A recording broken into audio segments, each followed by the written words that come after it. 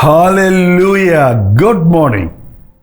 అవునండి, ప్రతిరోజు దేవుడు మనల్ని దీవిస్తున్నాడు కాబట్టి అనుదినము ఆయనకు నూతనంగా వాత్సల్యత పుట్టుచుంది కాబట్టి మనం సురక్షితంగా క్షేమంగా సజీవులుగా ఉన్నాం.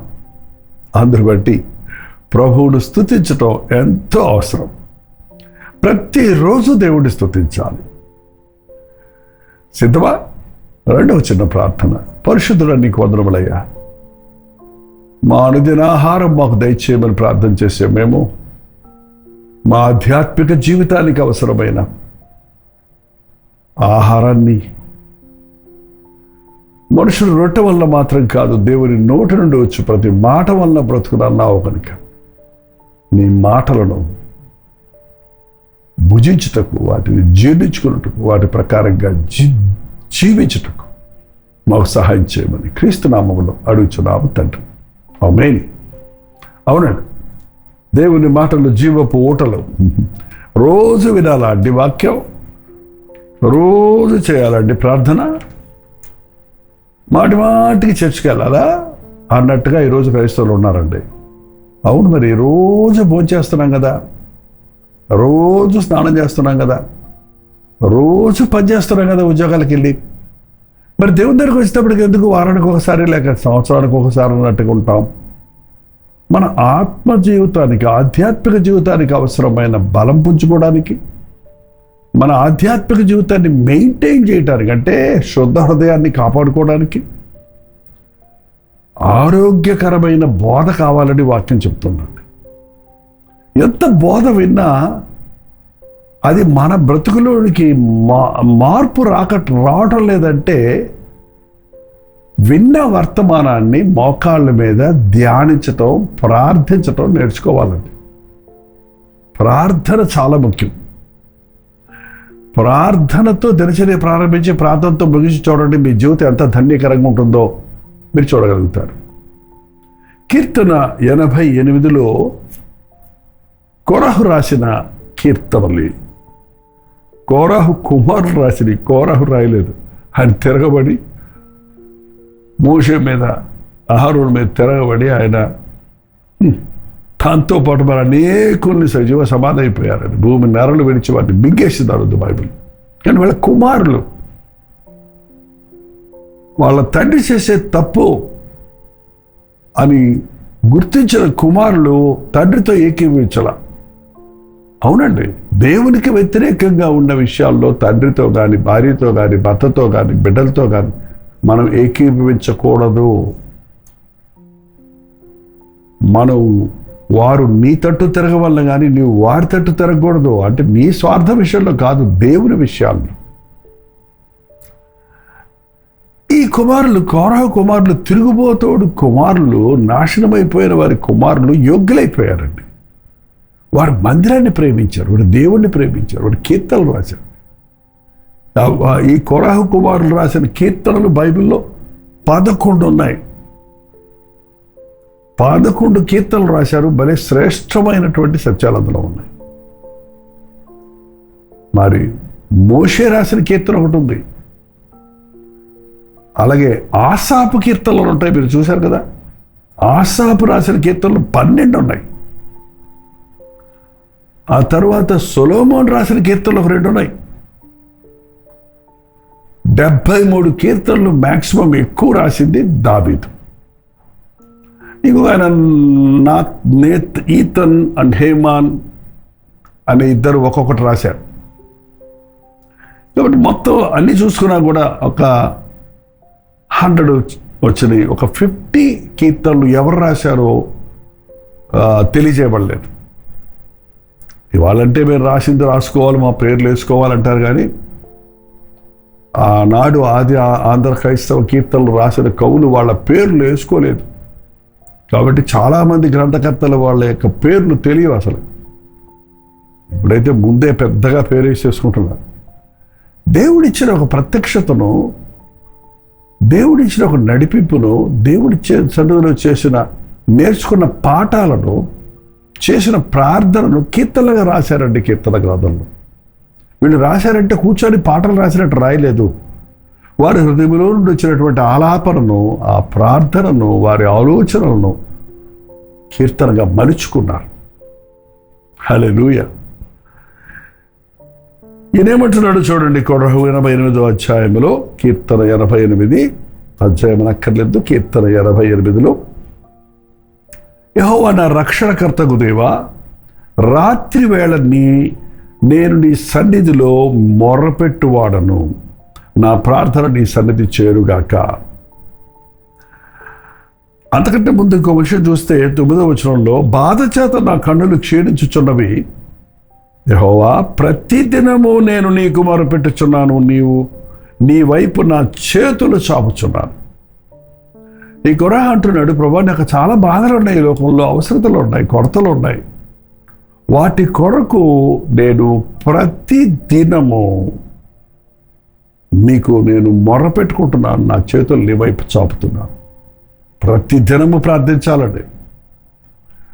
ప్రతి క్షణము ప్రార్థనాత్మ కలిగి ఉండాలి. ఎంతమంది మీరు ప్రార్థన చేస్తున్నారు? రోజు ఒకరోజు ఆఫ్ అండ్ ఆన్లో చేస్తున్నారా? వ్యక్తిగతంగా ప్రార్థన చేస్తున్నారు, మీ గదిలోకి వెళ్ళి తలుపేసుకొని ప్రార్థన చేస్తున్నారు, కుటుంబ ప్రార్థన జరిగించుకుంటున్నారు, మందిరంలో ఉన్న ప్రార్థనా కూటాలకు క్రమం తప్పకుండా హాజరవుతున్నారు. దయచేసి ప్రార్థన ప్రాముఖ్యతను ఎరిగితే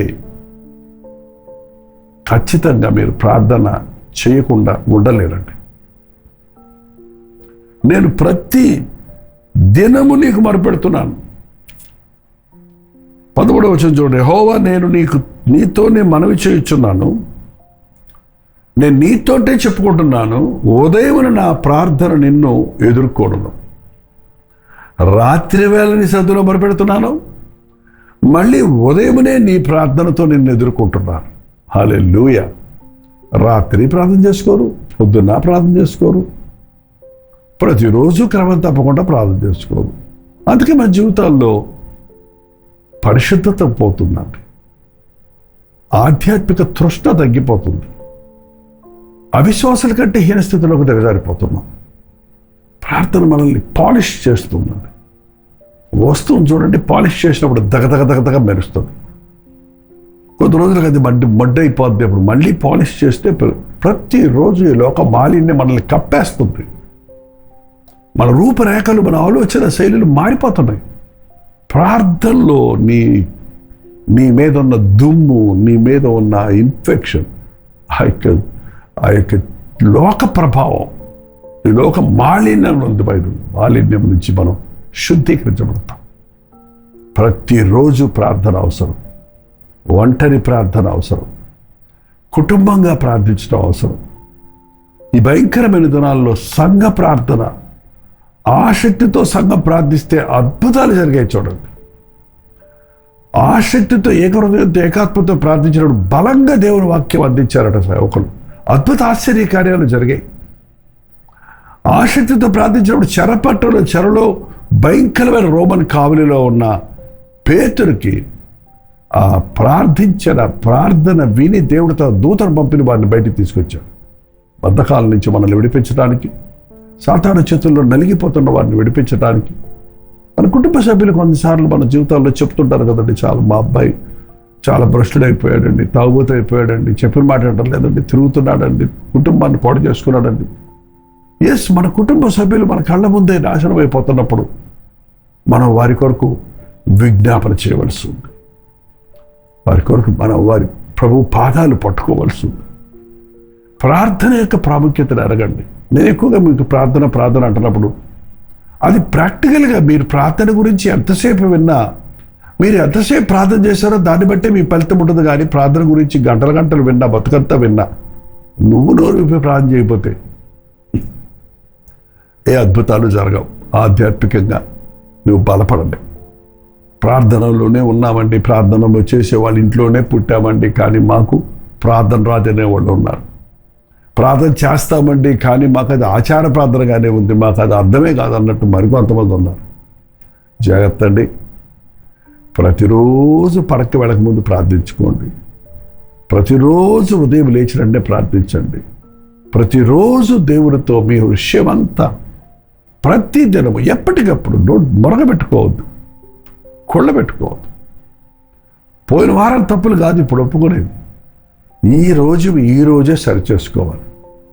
పడక్కు వెళ్ళక ముందే మీ హృదయాన్ని సరిచేసుకొని ప్రభు దగ్గర ఒప్పుకుంటే ఆయన క్షమిస్తున్నాడు, కడిగేస్తున్నాడు. నిర్దోషంగా నువ్వు పడక్కెళ్తే ప్రశాంతంగా నిద్రపోతాం. ఒకవేళ నిద్రలో ఈ రోజులు ఎట్టుడే చూడండి, రోజులు నిద్రపోతున్నట్టే చచ్చిపోతున్నారు. యుద్ధాల వల్ల, ప్రకృతి వైపరీత్యాల వల్ల, మరో కారణం వల్ల. కాబట్టి పడుకున్న మనందరం పొద్దునే లేస్తామనే గ్యారంటీ ఎక్కడ లేదండి. అందుకని శుద్ధ హృదయంతో మనం పడుకోవడానికి ప్రతిరోజు రాత్రి ప్రార్థించుకోండి. ఉదయం లేచినంటే ప్రభువుని స్తుతించండి. చూడండి, ఆకాశం బయటకు వెళ్తాం లేదు కదా. బయటకు వెళ్తే 5 గంటలు అయ్యేటప్పటికీ పక్షులన్నీ దేవుడిని స్తుతిస్తుంటాయి, కిచకిచలాడుతూ ఎగురుతుంటాయి, ఉల్లాస శబ్దాలు చేస్తుంటాయి. సృష్టి అంతా కూడా అద్భుతంగా, ఆ సన్ రైజ్ మీరు చూస్తే ఎంత అద్భుతంగా ఉంటుందో. నాకు ఇంకో రోజు ఇచ్చాడు, నేను ప్రకాశిస్తానని ఆ పైకి వెళ్తున్నప్పుడు ఆ దృశ్యం ఎంత అద్భుతంగా ఉంటుందో చూడండి. అడవిలోని చెట్లన్నీ చప్పట్లు కొడతాయని, పొలంలోని నదులన్నీ కూడా చప్పట్లు కొడతాయని బైబిల్లో ఉందండి.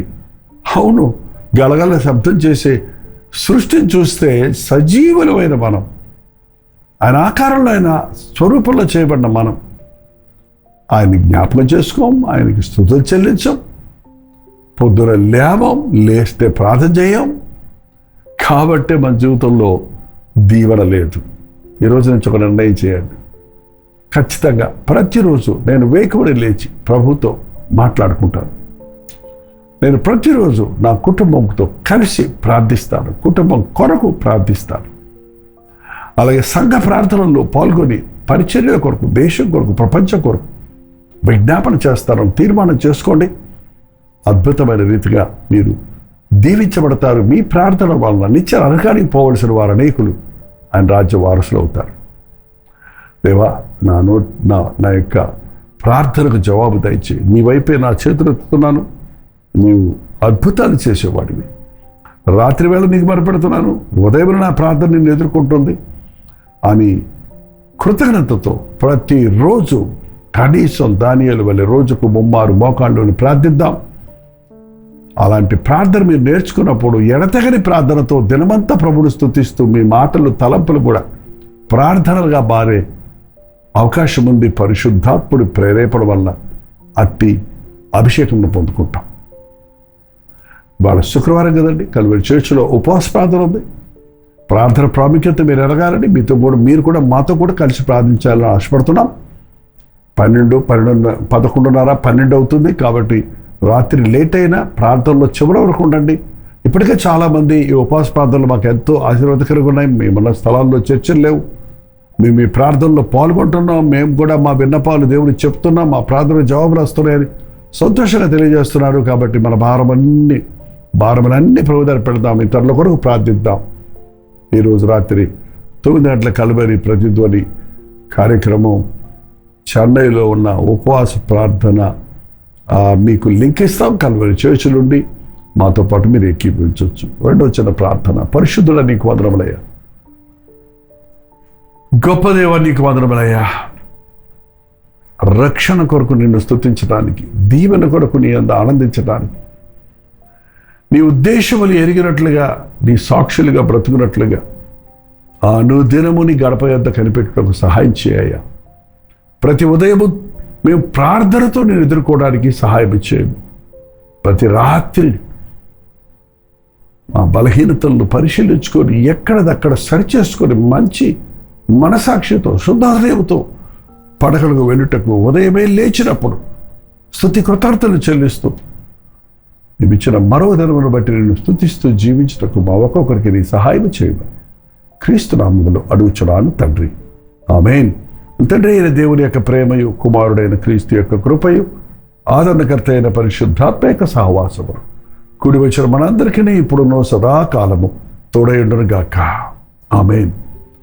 దేవుని స్తోత్రం. మీ ప్రార్థన స్తోత్ర భారాలు 954041 నెంబర్కి, మీరు ఇతర దేశాల్లో ఉంటే 91001008 నెంబర్కి టెక్స్ట్ లేక వాయిస్ మెసేజ్ ద్వారా వాట్సాప్ పెట్టండి. మీకోసం ప్రార్థిస్తున్నాం, మీరు కూడా ప్రార్థించండి, తప్పక ప్రభు జవాబునిస్తాడు. కలువరి ప్రేమధార అనే మా త్రైమాస పత్రిక మీరు ఇంకా చదవకపోతే ఒక ఉచిత పత్రిక కొరకు ఈరోజే మీరు ఒక వాట్సాప్ పెట్టండి. మీ చిరునామాను క్లియర్గా ఒక పత్రికను మీకు పోస్ట్ చేస్తాం. ఉచిత మీద మధ్యాహ్నం 3 గంటలకు హెచ్చరిక, అలాగే రాత్రి 9 గంటలకు కలువరి చర్చ్ నుండి ఉపవాస ప్రార్థన లైవ్లో మళ్ళీ కలుసుకుందాం. అంతవరకు దేవుడి మహాకృప ఇది తోడేండు గాక. హల్లెలూయా. ముంబై పరిసర ప్రాంతాల్లో ఉన్న వారికి శుభవార్త. ప్రభుత్వమైతే ఏప్రిల్ 14వ తారీఖున ధారావిలోను, అలాగే ఏప్రిల్ 15వ తారీఖున గోరెగాన్లోను 2 స్థలాల్లో 2 ఈవినింగ్ గెట్ టుగెదర్స్ను ఏర్పాటు చేస్తున్నాం. హిందీలో వాక్యం వింటున్న మిమ్మల్ని, తెలుగు వారిని, తమిళ వారిని, ఇతర భాషల వారిని కూడా వాక్యం ద్వారా బలపడుతున్నటువంటి మిమ్మల్ని ముఖాముఖిగా చూడాలని, మీకోసం ప్రార్థన చేయాలని ఆశతో దేవుని సన్నిధిని మనమందరం అనుభవించి ప్రభు ఇచ్చే సందేశాలను ఆలకించడం ద్వారా, ప్రభువును స్తుతించి ఆరాధించడం ద్వారా గొప్ప ఉజ్జీవాన్ని చూడాలని ప్రార్థనిస్తున్నాం. మీరును ప్రార్థన పూర్వకంగా రండి. గమనించండి, ఏప్రిల్ 14వ తారీఖు ధారావిలో మార్నింగ్ స్టార్ స్కూల్లో సాయంత్రం 10 గంటల నుంచి సాయంత్రం 6 గంటల నుంచి 10 గంటల వరకు ఒక సెషన్. అలాగే 15వ తారీఖు బుధవారం సాయంత్రం 6 గంటల నుంచి 10 గంటల వరకు గోరెగాడ్లో మరొక గెట్ టుగెదర్ ఏర్పాటు చేస్తున్నాం. మీకు ఏది అనుకూలమో లేక 2 స్థలాలకి వచ్చి పరిపూర్ణంగా దీవించబడండి. ధారావి చిరునామా గమనించండి. Morning star school near Sion railway station, Dharavi, Mumbai. April 14వ తారీఖు సాయంత్రం 6 గంటల నుంచి 10 గంటల వరకు. ఇంకా ఈ విషయమై వివరాలు కావాలంటే QR కోడ్ స్కాన్ చేసుకోండి, లేక ఈ నెంబర్కి మీరు కాల్ చేసి వివరాలు తెలుసుకోండి. అలాగే ఏప్రిల్ 15వ తారీఖు గోరెగాన్లో మహారాష్ట్ర విద్యా హాల్, మోతీలాల్ నగర్, గోరెగాన్ వెస్ట్, ముంబై. సాయంత్రం 6 గంటల నుంచి 10 గంటల వరకు మాత్రమే రండి. ముఖాముఖిగా మీరు చూడటానికి, మీకోసం ప్రార్థించడానికి అవకాశాన్ని కలుగజేయండి. ఈ 2 రోజుల గెట్ టుగెదర్లు ఏర్పాటు చేస్తున్నాం. ఈ విషయాలు గుర్తుపెట్టుకోండి. రండి, మీ స్నేహితుల్ని, బంధువుల్ని అందరినీ ఆహ్వానించండి. అత్యధికమైన దీవెనలు పొందండి. తప్పకొస్తారు కదా.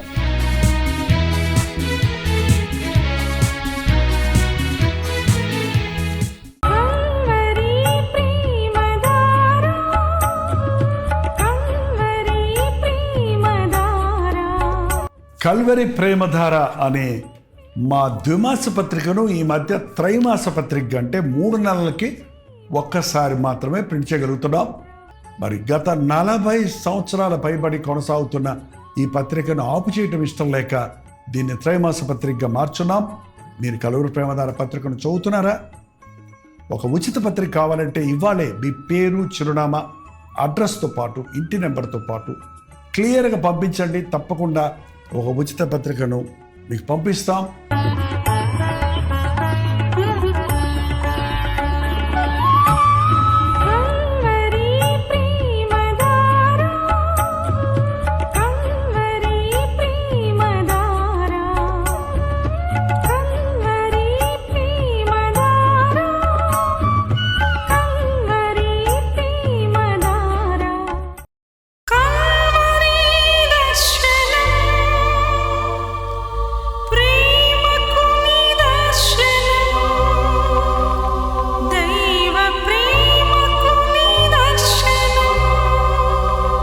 తెలుగు, తమిళ, హిందీ, మలయాళం, బెంగాలీ, ఒరియా అనే 6 భాషల్లో టెలివిజన్ ప్రోగ్రామ్స్ కొనసాగుతూనే ఉన్నాయి.